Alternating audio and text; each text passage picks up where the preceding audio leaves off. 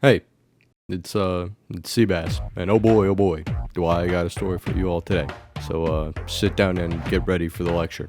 I think you might have noticed by now, but as of recently, Jaguar, one of the greater staples of the British car industry, has gone through a really interesting and kind of strange rebrand that has a lot of people scratching their noggins. A lot of the controversy has to do with the overly political nature of the conversation surrounding the rebrand, but I think that it's a really important thing to look at this from a neutral perspective, because, in my opinion, excluding the current political arguments about what Jaguar is doing, this is just one of the strangest attempts at a rebrand that I've personally ever seen. In general, I think this serves as a perfect example of what you shouldn't do in an effort to keep a brand afloat, and a great showing of the stuff that leads to the death of a brand. So, buckle up. It's going to be kind of a long one, and I'm going to keep it concise for you for the most part.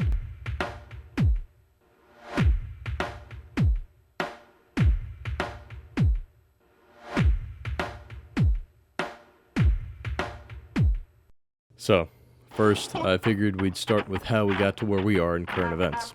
So, it might surprise you to know that Jaguar's troubles don't all stem from things that have happened within the last few months. In fact, Jaguar has kind of been circling the bowl of catastrophe for a while now. A good chunk of the trouble they've been going through can be attributed to the problems that Jaguar Land Rover, their parent company, which in itself is owned by the Indian automotive company Tata, has been through. Starting all the way back in 2019 and going partway into 2021 when bad investments in China and a strategic retreat on a plan for an electric Jag XJ brought losses of £3.4 billion and £1.5 billion respectively. Money! I love you! Jag had also encountered supply line issues coinciding with the drop in superconductor production seen during the pandemic. By this point though, Thierry Bolloré, who was appointed as the head of JLR in 2020, had already announced that Jaguar would commit to only producing battery-powered electric cars by 2025. Obviously though, this plan would end up falling on its face, with Jaguar's newer electric model, the I-Pace, not really bringing in the kind of figures that the company needed. Following Bolloré stepped down as CEO in 2022, which was cited as being for personal reasons, although it's probably because he thought to onboard this Titanic before the impending iceberg that we inch closer to by the day, Jaguar would funnel all resources to the production of an all-electric lineup, leaving mediocre production numbers for previous models, and eventually, in November of this year, completely stopping production of new cars in an attempt to get rid of the old stock burning holes in dealership floors in order to start fresh on their new design language and philosophy, which brings us to today. So, how has Jaguar made up for their past couple of years of slow, pathetic failure while their Chad sibling Land Rover enjoys the love and adoration of hundreds of thousands of happy Range and Defender owners? Well, they really haven't. As of the 19th of November of 2024, Jaguar's YouTube channel has gained over 3 million views from their pretty infamous new advertisement, and they've got a total of over 160 million on all platforms. As a lot of people have already said, the ad kinda just looks like an ad for a purse or some clothes. It really doesn't look like a car company ad at all, and that's because it really isn't a car company ad. It's just a company ad. It features a bunch of really colorful actors essentially just walking around and posing, with one painting a line into what Jaguar calls their new strike-through motif, and another holding a sledgehammer with the implication that they'll use it to break molds. The ad literally doesn't have a car in it anywhere, and I think the express purpose of this was probably just to shock the market and give themselves enough breathing room in the chaos to start making moves. You know, I'd say their new slogan, "Copy Nothing," which is an adage that came from the original founder of Jaguar, explains it pretty well. Why put cars in the ad if every other car brand is doing it? And so, that's what ended up happening. They created an ad for the car company, which didn't have any cars in it. Case in point, it was immediately obvious that a large group of people who paid attention clearly didn't like what they saw. From the perspective of someone only focusing on the car aspects of this, I just don't get how the higher-ups at Jaguar actually like the response that they're getting from this, but who knows? They might actually pull through somehow. Following the new ad and a previous appearance at the Virgin Atlantic Attitude Awards by the UK brand director of Jaguar, they'd unveiled the fruits of years worth of planning and labor, the Jaguar Type 00 concept.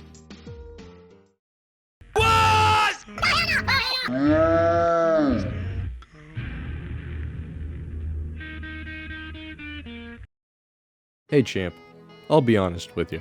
After some time to digest everything about it, I can definitely say that it's still bad. It sucks. The concept stinks. It's terrible.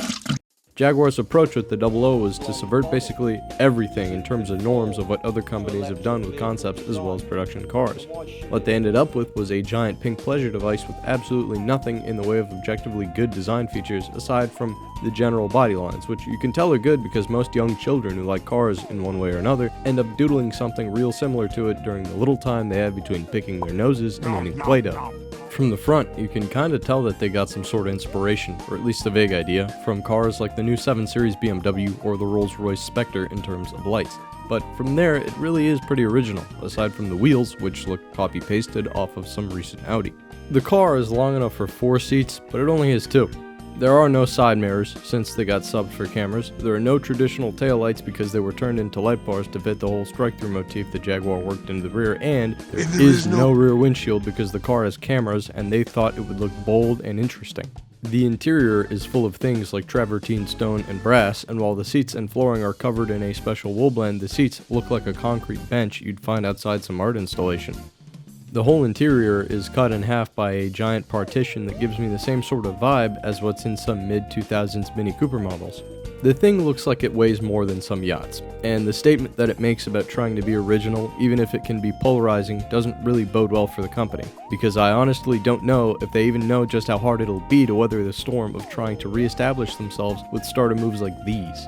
The one thing I feel like I can really say that might be a good idea is that such a huge gaudy concept should be meant to grab the attention of new-gen rich people, since Jaguar have stated that they're trying to target these sort of people with their new designs and future prices, and because other cars in the same hyper-luxury, high-price segment have started to get a little bit more experimental and angular in design language as well, with pretty good results in terms of sales. Beside the Type 00 concept though, there have also been photos and videos taken of one of Jag's prototypes, which is actually slated for production. And I really can't say much about it, other than that it has 2 more doors than the concept, and it kinda looks like a stretched Chrysler 300 if you squint really hard. Apparently, this bun's been in the oven for a year or so already, and the Type 00 is just supposed to be a little taster for what'll come in this 4-door battery-powered behemoth. I'm so sick of this fucking company. The trash! It sucks playing the shit! I'm fucking addicted! So I can't quit! So, what about this whole rebrand fiasco reflects a perfect example of how to sink the corporate ship? Well, in their brash and seemingly desperate endeavors to create a fresh futuristic image for the modern world of high-end buyers, they more or less purposely burnt the biggest bridge they had, the real Golden Gate screw-up, their connection to a customer base of mostly middle-aged men, My nan's dead. which in the last few years they've already started to move away from. But anyhow, the point still stands. These older buyers who tend to have more traditional and conservative views about cars clearly don't have time for whatever newfangled tomfoolery is going on at Jaguar now. They just don't want a big stone plinth for a center console or some gimmicky pop-out screen nonsense. They want an organized, opulent interior with pristine details, a classy, swooping body with lines that have shiny, perfect brakes meant only for lights or tasteful accents, not some humongous thing that looks like a skyscraper with Ferris wheels mounted on its sides. These sorts of classical features are why older Jags were so important to their customer base, going even all the way back to the original E-Type, which Enzo Ferrari, you know, the guy who created Ferrari, once called the most beautiful car in the world. Not to mention the personality and performance pedigree that older Jags carried with them. In their effort to more or less reinvent the wheel for the modern car market, Jaguar has created the Icosagon, which is a 20-sided shape. In doing so, they made it clear to some of their most loyal customers that they don't ever want to make anything that meets their specific circular needs going into the future ever again. I am of the genuine belief that their initial ad for this new age design language and company policy was completely and utterly unnecessary, not only because you could get away with pretty avant-garde stuff without getting rid of some of your most valuable customers in one fell swoop, but also because most of their failure, I think, was due to the sheer saturation of the market segments that pre-2024 Jaguar was trying to fit into, as well as the mediocrity of the models that they made for said segments. Who in their right damn mind is going to want a Jag I-Pace over a Tesla Model Y, or a BMW iX, or a Merc EQB, or a Volvo XC40 Recharge, or a Genesis GV70, or a Rivian R2, or literally anything else, because this segment of cars fucking sucks. A dandy, a damn dandy, that's who. Now granted, I get that the Rivian R2 is a pretty new addition, but just in general, I think all of the other options are the safer choice. Anyway though, the way I see it, this rebrand and the really polarizing approach that Jag have taken just lights a spark on the already dry tinder pile that is the result of Jag's awful execution of their EV plan and transitional phase. Jaguar just hasn't fit in the world market for cars in the same way that they did a decade or 2 or 3 ago, and it's been a long time coming. Instead of turning a warehouse into a color blindness test to film that silly-ass commercial, they could have taken a page from Buick's book and found a way to fit into the semi-luxury category and work their way up through China slowly and strategically, eventually building up the strength to start making fully electric cars that have a more or less guaranteed spot in today's market nowadays. I do understand that this sort of stuff has been out of the scope of what JLR can do with Jaguar for a bit now, but man, if there's ever been a textbook example of what bad management and shameless pandering to what old people think young people are can do to a brand, this is literally it. You know, I hope Jaguar can make it another few decades, but from here on out, they're gonna need some big miracles and favors to keep them afloat. Personally though, I've already made my peace with the possibility that Jaguar's plug is close to being pulled, because I never felt they were relevant nowadays anyway. Thank you for watching. Goodbye.